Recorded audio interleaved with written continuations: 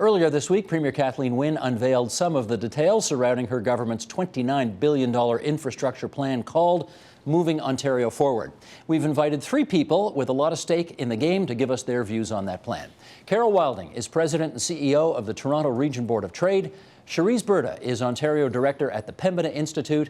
And Sevon Palvetsian is the new CEO of Civic Action. 100 days on the job, eh? That's it. Good for you. Thank Okay. you. Nice to have all three of you here tonight to check out Moving Ontario Forward. Here are, if you've missed them so far, the bullet points for this new $29 billion 10-year program that Premier Wynne enunciated earlier this week.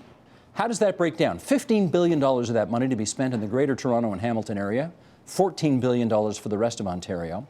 The idea is to take existing HST on gas and dedicate it to build new transit, roads, bridges, and highways, redirect 7.5 cents of the gas tax to those new projects, reinvest money when Ontario sells its shares in General Motors and other things, other assets, have a new dedicated revenue source, plural, sources, that would not come from a higher HST, higher gas tax, or income taxes on middle-income earners.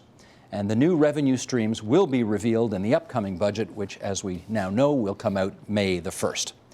Okay, that's the bare bones of this plan that the Premier pointed out on Monday. Let's get some reactions. Carol Wilding, what do you think?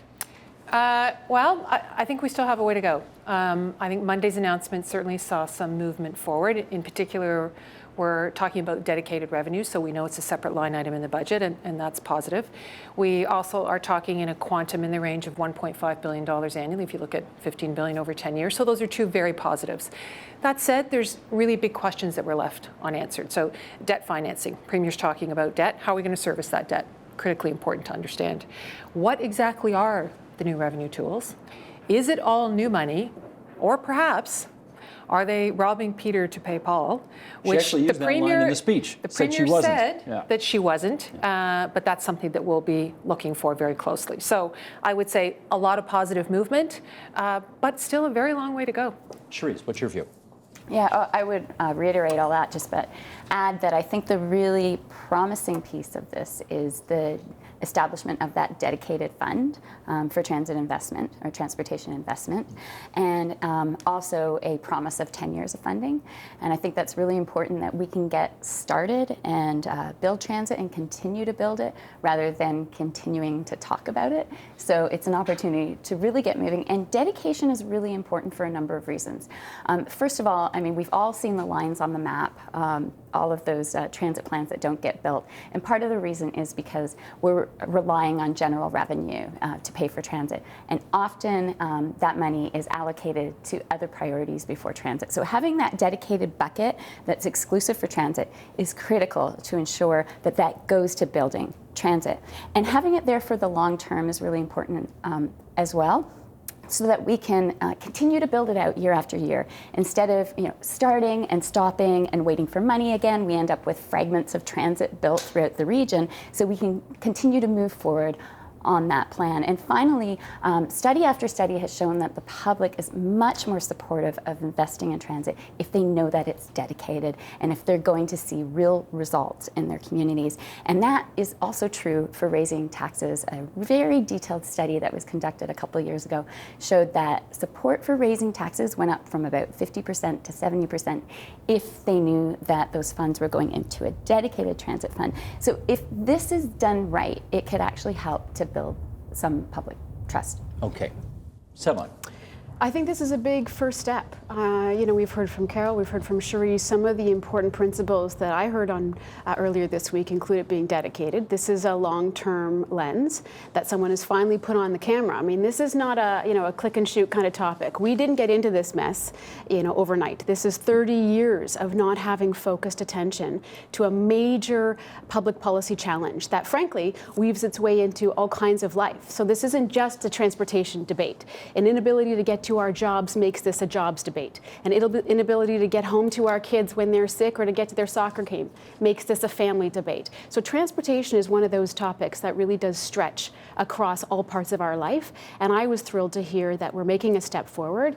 Are we at the $2 billion mark? No, not yet. May 1st, we'll be very interested to see what comes from the budget. But are we $1.5 billion more than we had a week ago? Absolutely. and that you think is to the good. Absolutely.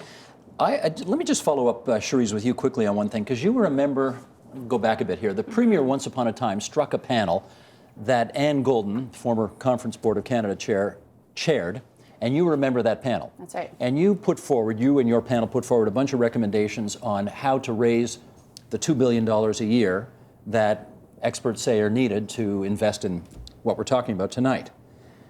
The Premier rejected half of your advice right out the gate. Was that sensible in your view?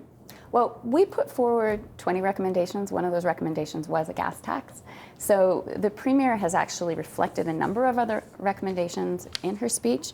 I mean, some of those have to do with a type of reliable debt financing formula. Some of those things have to do with repurposing, things like the HST.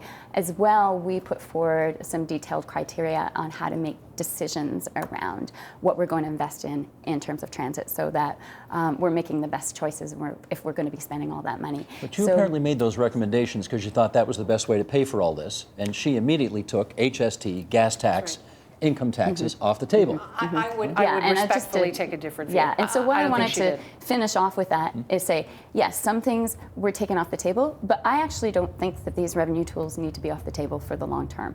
I think that this is a long game. This is a floor, not a ceiling. And I think that we need to be talking about these tools going forward. This is an opportunity to get started, to start building, but I think given that this is a long-term 25-year transit plan, we're going to need more than the money that's on the table. We're going to need money for operations and maintenance, and we are going to have to put those revenue tools back on the table and have some serious discussions about these and others. But I think the important point here is, you know, look, the Board of Trade was the first one to actually put recommendations out. Business, which you would not expect to be the first voice to say, put your hand up and raise taxes, actually a year ago went out and put 4 potential revenue tools forward. Metrolinx followed suit, the Transit Panel followed suit, and they put revenue tools on the table the same as what we had put forward. We know that those are broad-based tools that are back against the principles of fairness, balanced, and economically responsible. We now know what's come off the table, and yes, politics is very much at play here, and we can talk about that. But importantly, we now have a much narrower suite of tools that are available in terms of what's coming forward in the budget. So how do you get to the principle of fairness? When fairness talks about they are broad-based because we all contribute and we all benefit, and in fact, transit investment is the most progressive, we know. So a small regressive tax, all organizations from left to right would say is actually very progressive. But we're now down to a pretty narrow suite of options in terms of what will be on the table for May. So it's highly politicized, and it is inconsistent in terms of recommendations that the organizations have put forward. We'll get to some of those other recommendations that are out there in a second, but I still want to hear from you on this. Your organization, I think, has tended to be agnostic on how you raise the money, just that we need to have the money raised. Is that right? Absolutely, absolutely. So as you're hearing from my colleagues here at the table, part of the conversation is around what revenue tools are we going to flex. The first part of that conversation, though, is helping to bring a lot of voices to the table to even acknowledge that new revenue tools are an important component. And you agree with that? Absolutely, absolutely. So we have been able to spend the last, almost tomorrow actually is the 2-year anniversary of our transportation campaign. And along that, we've been able to bring voices from obviously the business world, but also from residents across the organization and from the GTHA. These are just regular people. They aren't politicians. They aren't transportation experts. You know, these aren't members of the media. These are people who have a voice to share about the transportation issue and why this is so important in their life. Part of what our job has been to do in this great transportation discussion and debate is to make sure that those voices get shared with the people that have the ability to make some decisions. And government, at the end of the day, has to pull the levers in what this package is going to look like. But making sure that this has become a topic of conversation, that this stays top of mind for every level of government and every election that we may be facing in the next several months, and making sure that those personal stories around quality of life factor into this. I mean, I have to say, I'm fascinated by the world of policy, but the fact that transportation has become the kitchen table discussion around our region and city is just remarkable. Well, it's replaced weather. It really has. It's got the worst commute times anywhere in North America. It's not surprising. We absolutely do. You know, I think about Los Angeles as an example. They get to wear the banner of having better weather than Toronto, but my goodness, we have worse commute times in some cases than Los Angeles. What's wrong with this These picture? are not awards we want to win. Yeah. Okay, having said that, though, the Premier has been quite categorical in what's off the table, Carol. She has been less categorical in saying what's on the table. Exactly. So we are inferring from that that the corporate tax rate's going to go up. Do you infer that as well? I would say it's a possibility. Well, you'd go further than that, I bet, right? It's a possibility. It's a Nobody possibility, knows. but- Who knows? We don't know until May 1st. We know what's off the table. So is it a possibility? Yes. Wealth tax, is it a possibility? Yes. Sale of assets? It's a possibility. Good public policy to review your assets now and then, but they're not sustainable income or forms of revenue over a long period of time. So, but that is another possibility. So is business going to feel picked on? You know, again, if the idea here is to make whatever new revenue tools are as sort of equitable and fair as possible, is business going to feel picked on if much of the funding for this comes from a rise in the corporate income tax? So I'll go back to the principles that we put forward and others have put forward. Fair, balanced, economically responsible. And I think the fair and economically responsible are critically important here. So if we're going to talk about corporate income tax as a possibility, and it would appear that it certainly is on the table, then let's talk about it in the context of potentially we know that we've got higher energy costs. We know that we have a higher minimum wage that's coming. We know that we have the concept of an Ontario pension plan potentially there. Now let's consider putting another half a point, whatever, of corporate income tax on top of that. $300 million bucks? It's about a couple $100 million. Is about half a point. You know, so a point is somewhere just under $400 million. So now you're saying, now let's add that on top of all those other considerations. Too much? At a time when the economy is very tentative. The finance minister has said they don't think those projections are going to come in terms of revenue growth. And you have to put the question of, is this economically responsible? I'm not so sure. I think it's a very valid question. But with that, it's not to say that business doesn't realize that they have an opportunity. They've been out there, they've been in front, they've been leading the discussion. But it has to be economically responsible and fair. Cherise, I have talked to people in the Premier's office who say we appreciate the fact that the economy is recovering very tenderly, very gingerly, and we know we can't just smack a whole bunch of new taxes on people who won't be able to afford to pay them. What does that say to you about their appetite for higher corporate income taxes to help pay for all of this? Well, like Carol, I can't predict what's going to be in the budget. I don't work for the Ministry of Finance. This isn't my area of expertise, but I do know that I agree with Carol that there are a myriad of proposals, including a top proposal from the Toronto Board of Trade that looks at how to make taxes fair. And I think that what we're seeing from the Premier should be considered a floor, not the ceiling. And if it's something to get us started, at least by establishing a dedicated fund, we need to have those hard conversations. And I just switch gears for a second and look at, I know it's really important to talk about where the revenue is coming from and how much this is all going to cost, but I think we need to really focus on the benefits as well, and that the benefits over time are actually going to outweigh the cost, whether the cost is to the middle class or the higher class. And I'll give you an example, for example. You take a gas tax, a 5-cent gas tax that was proposed, whether it's off the table or not. You take a 5-cent gas tax. That would cost the average driver every year just under $80 a year extra. Now you can compare that to if we actually use that money to invest in and build out a rapid transit system for the region from Oshawa to Hamilton. The average driver would save $2,000 a year from wasted gas saved because they'd be idling in traffic with the 32 minutes a day, as well as lost wages and lost time, $2,000. And we would see 80% of the region have access to rapid transit, and that's not access to your regular local bus stop. Those are the goodies we like. Access to subways and LRTs and BRTs, which are bus rapid transit. It's just like an LRT, a bus in its own lane, zooming along. And I mean, some other really important things. But you know the way these things go. The way these things go is you pay now, you get the benefit 10 years from now. It's delayed gratification, and people will feel that $80, and after all, nobody's average here, right? The trucker is going to pay a lot more than the $80, and some people who cycle or walk aren't going to pay anything at all. So I think what's really important with this dedicated fund that's been set up is one of the recommendations that the Golden Panel made, which I hope is acted upon, is a 2-year kickstart fund.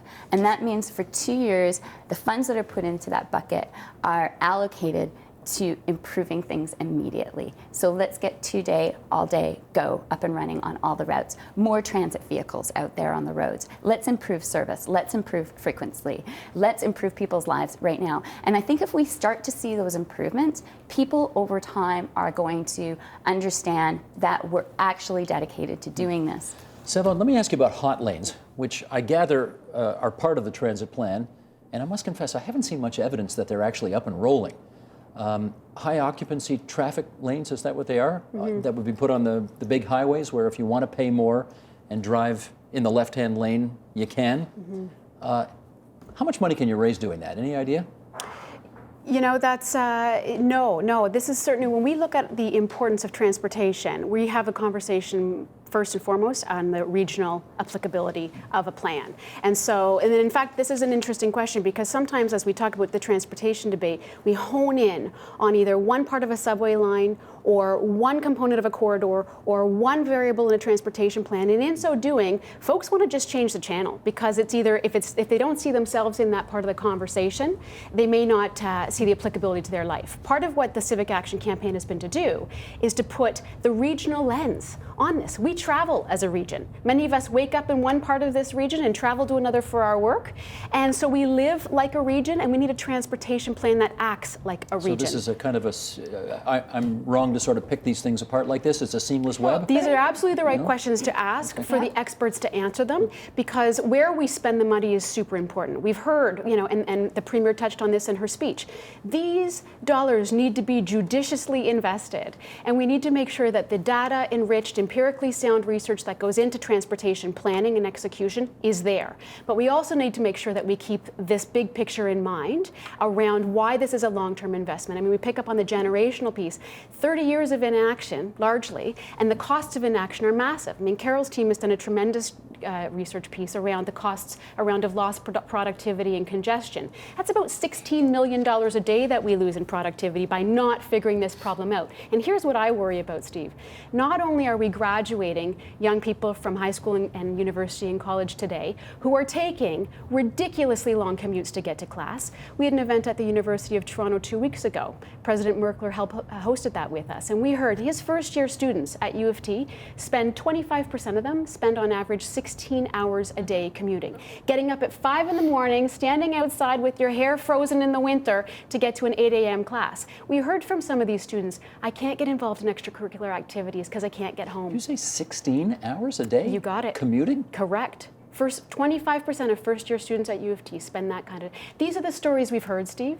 This is one group in one post-secondary institution across our region, but there are millions of these stories. How can that be possible? Out of a 24-hour day? Out of a 24-hour day, 16 hours a day to commute? A week. Oh, a week. I'm sorry. 16 hours a week commuting. Week. Yeah, Got it. 16 Okay. hours a week. That makes more sense. 16 hours a week. Yes, thank you. 16 hours a week. We live in Vancouver, right? You wanted to come in.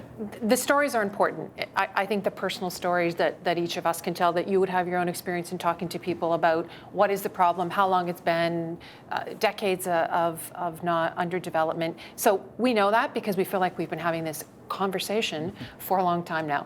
Tired of the discussion, time to move on to the action. And so Monday was about action, and we saw a little bit of it.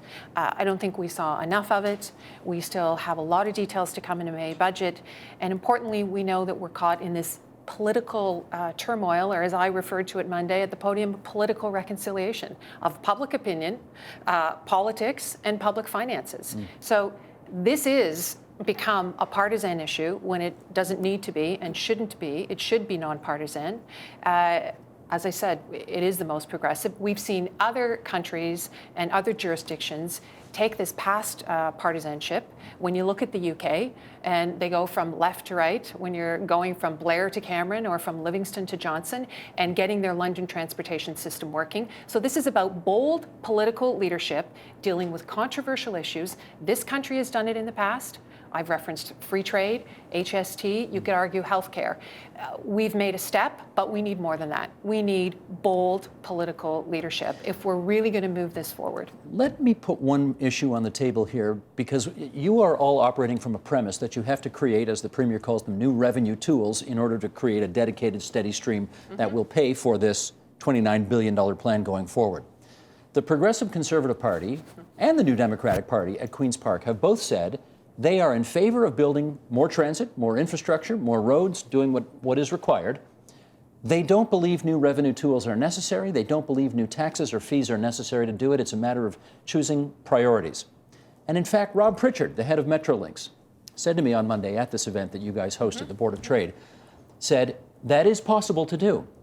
If you, for example, sold half of OPG, let's say, you'd get lots of money, and there's lots of money that you could put into transit without having to have more revenue tools. Is that an option?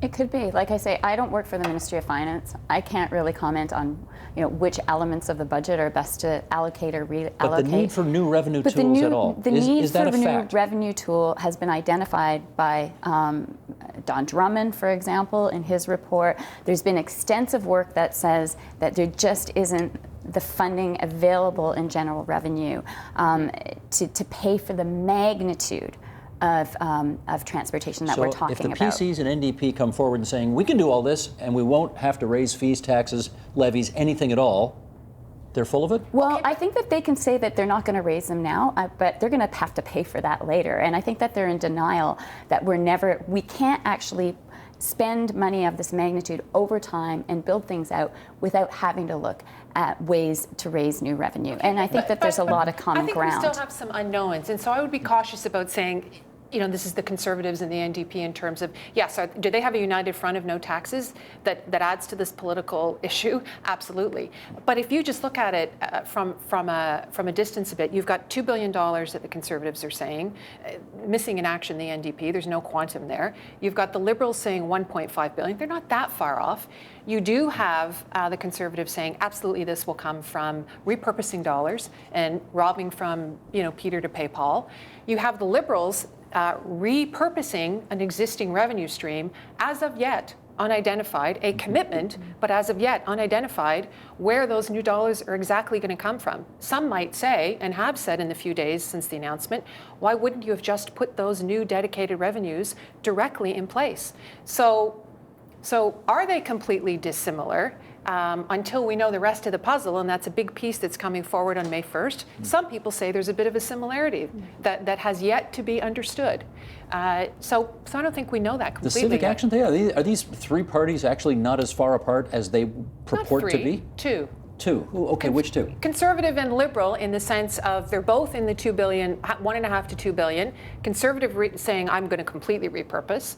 Liberal not saying completely repurpose, but they have repurposed dollars and as yet unidentified dollars, and you're using debt. So using debt, we all know, is a good best practice, but we are living the legacy right now of debt financing in the past when we're in a province that has doubled its debt to nearly $300 billion in the last decade. 10% of our payments, third highest payment behind education and healthcare, is around debt payment. So if debt is just the deferral of payment, then it's not good. If debt is for moving us forward and advancing progress, then it's good. So we still have to understand, and those aren't small things, Steve. Those are really important to understand how debt works, how much is new revenue, how much is repurposing.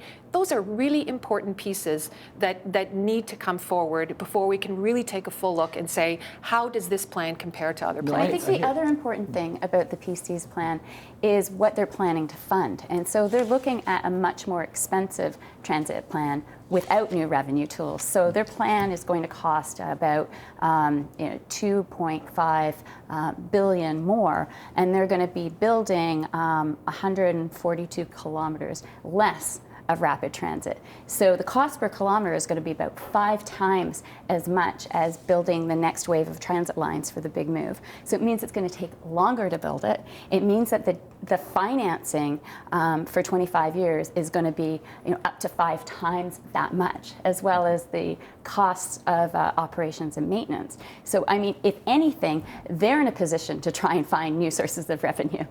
Is there, but let's hit this on the head. Are there actually other methods of paying for all of what we're talking about besides creating these new so-called revenue tools?